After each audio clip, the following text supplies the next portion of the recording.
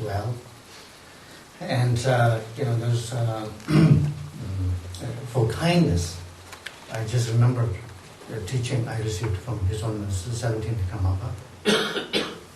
I was translating His Holiness when I was teaching a group of Western students from university and college students. And Karmapa said, in Dharamsala, Karmapa said, some people say that if someone slaps you on the right cheek, you should turn and show them the left cheek, right, to be tolerant and kind. And he said, in my view, I don't think that's very kind. He said, that's not kind. Because in that action, you are only concerned about your karma.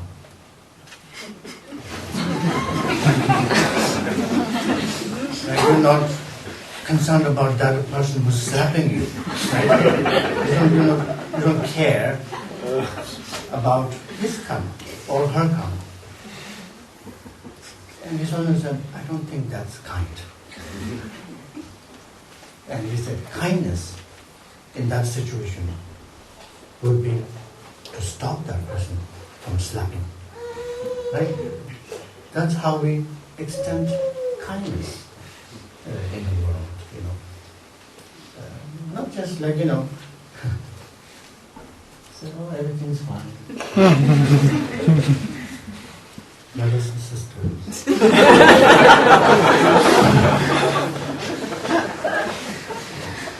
one world and one flower. That was nice for you. Let's go beyond that. And so if you do that, then it's a living well.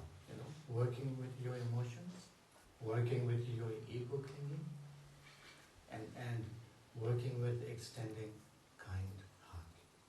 That's living well. In short, in a detail, and if you want to long, then read all those books. Including my book.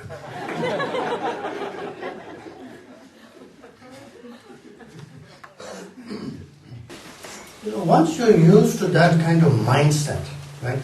Your mind is calm, your mind is habituated in kindness. Then when the death comes, your mind will naturally be kind to yourself, to death and dying, and to the whole environment. It will be calm, peaceful, kind, and you will do the best you can to benefit. That's all it counts. And so that's why the living well part becomes so important for dying process, the next 3 Bardos. And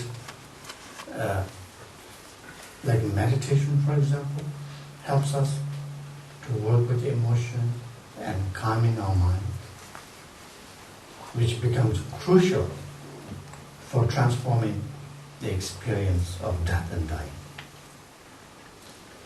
And so when death really comes, from the Bardo teachings point of view,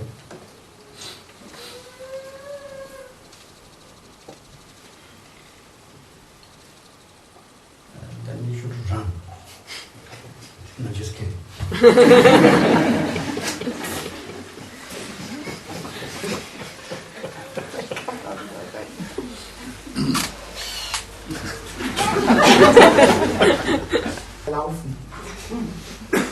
Now when the death finally approaches, then we must work with the dying process in a most calm, peaceful, and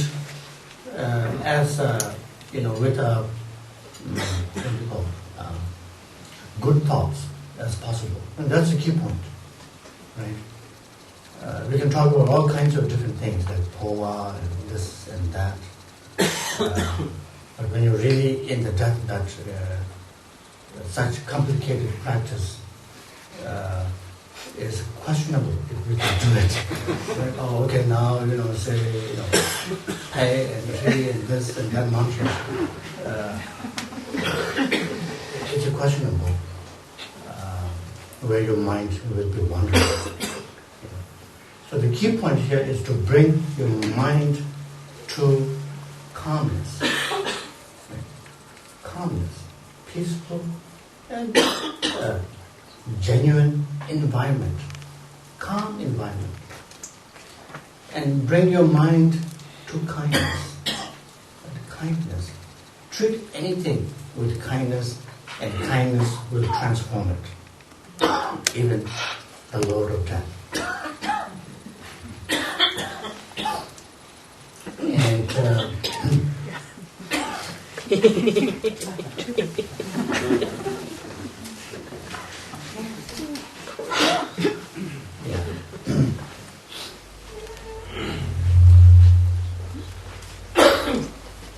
and also, if we are really familiar with the practice and have done a lot of practices and accomplished practitioner, yes, then we can do more complicated practice like poa, right? Transference of consciousness, the Vajrayana practice, for example.